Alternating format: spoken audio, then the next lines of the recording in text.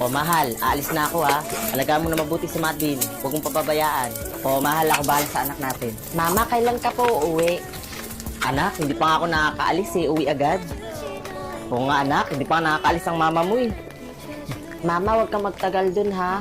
Anak, pupunta si mama sa ibang bansa dahil magtatrabaho.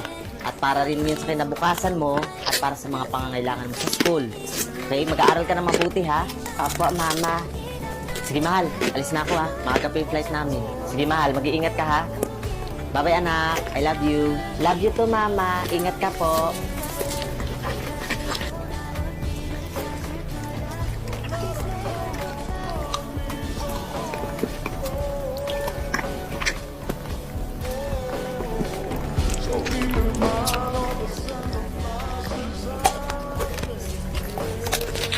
Hello mahal.